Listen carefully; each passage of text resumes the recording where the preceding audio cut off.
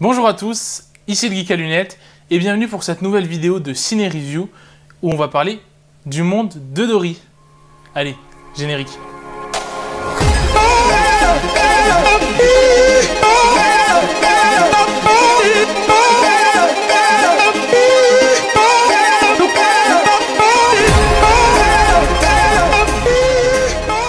Donc juste avant qu'on commence, comme vous le voyez ici, j'ai un petit micro au niveau de la poche de mon t-shirt. On teste une nouvelle version pour le son, on espère que ça vous plaira. Donc du coup on est obligé de faire des plans un peu plus rapprochés, donc vous nous voyez de plus près, en plus grand, je sais pas. Dites-nous vos avis dans les commentaires, en tout cas surtout dites-nous si le son vous plaît. Et on investira peut-être dans une rallonge au niveau des fils du micro pour que ce soit plus agréable pour vous et qu'on continue notre même format de vidéo. Et d'ailleurs si ça vous plaît ces formats de vidéo, n'hésitez pas à nous le dire pour qu'on en fasse peut-être plus souvent. Au niveau, je parle du cadre, hein, pas des ciné-reviews. Les ciné-reviews, ça continuera, ne vous inquiétez pas. Rentrons tout de suite dans le vif du sujet. Donc le monde de Dory fait suite au monde de Nemo. Que dire? C'est un très bon film d'animation, mais c'est un Pixar. On y viendra. Dans les points négatifs, le fait que c'est un Pixar et donc qu'on en attende beaucoup plus. Alors, la formule du fait on part à la recherche des parents de Dory, je vous spoil pas, c'est dans la bande-annonce, ne vous inquiétez pas, il n'y aura pas de spoiler dans la vidéo. Ça fait un peu redondance avec le fait que voilà, ils vont chercher Nemo qui a disparu. Et on pouvait s'attendre quand même à, disons, à un reboot de Nemo, mais avec Dory. Et pas du tout. Pas du tout, puisque des éléments présents dans le premier film sont réutilisés dans le deuxième. Ça nous permet vraiment de voir le monde de Dory comme une suite.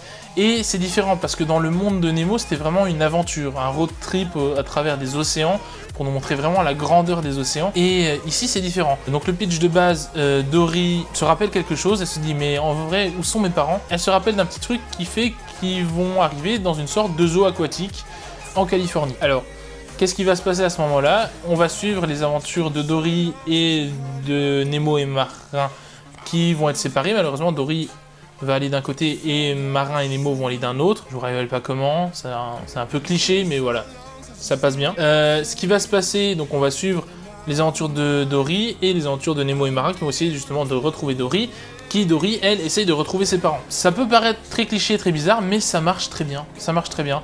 Il y a des running gags, toujours, voilà, Dory qui était censé être un comic relief du premier film et qui ici vraiment a vraiment la part principale.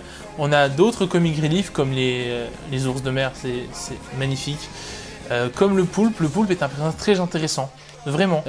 Déjà rien que dans sa démarche, on voit que Pixar a fait un énorme boulot là-dessus. C'est un film qui prône un peu l'écologie, puisque c'est une sorte, voilà, de, comme je disais, de zoo aquatique, d'infirmerie aquatique pour soigner les animaux qui ont été, voilà, soit abîmés par la pollution sous-marine, soit attachés à des choses qui ont perdu une petite nageoire, des choses comme ça. Après, ils sont relâchés dans l'océan. Et donc, pour pas vous en dévoiler beaucoup, on va passer au point positif du film. Déjà, la réalisation est vraiment excellente, les plans sont magnifiques.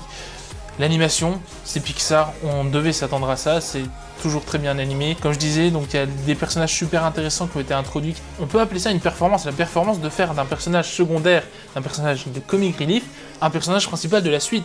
Et ça, c'est vraiment bien.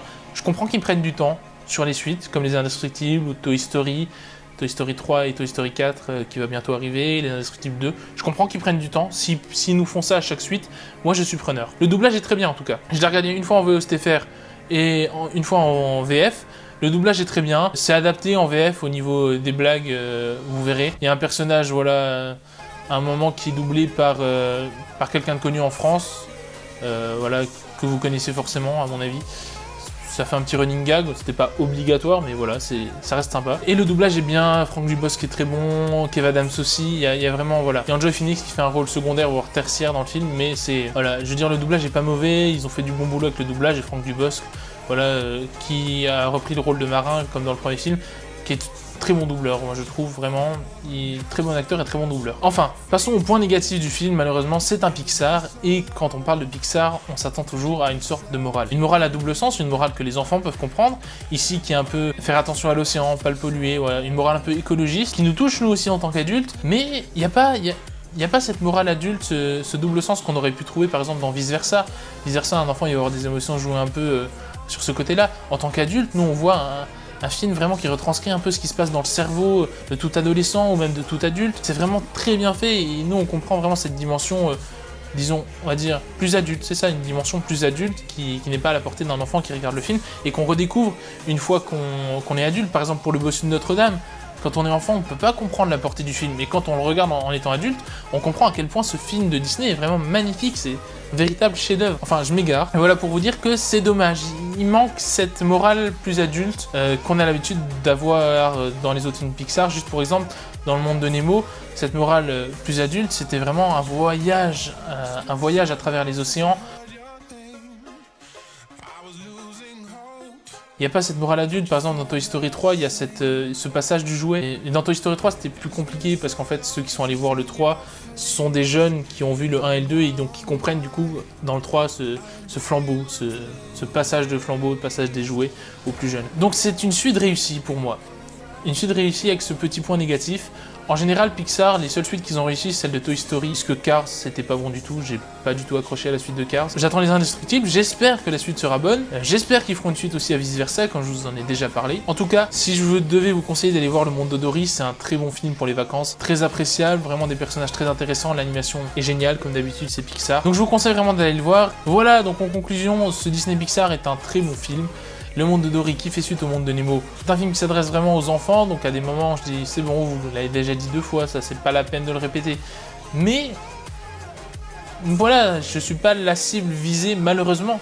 Malheureusement, on n'est pas la cible visée, les adultes sont pas la cible visée. Malheureusement, comme je le disais, il manque vraiment ce double sens. C'est un film qui est fait que pour les enfants. Non, c'est assez réducteur.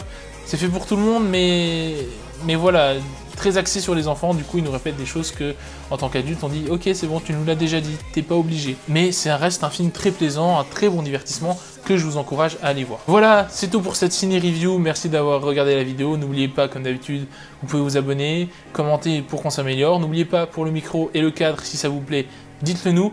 Partagez la vidéo un maximum, ça nous aidera à nous faire connaître. N'oubliez pas que Facebook et Twitter sont dans la description, vous pouvez nous suivre. Et les autres suggestions pour d'autres vidéos s'affichent juste là maintenant. C'était le Geek à lunettes, je vous dis à la prochaine. Ciao.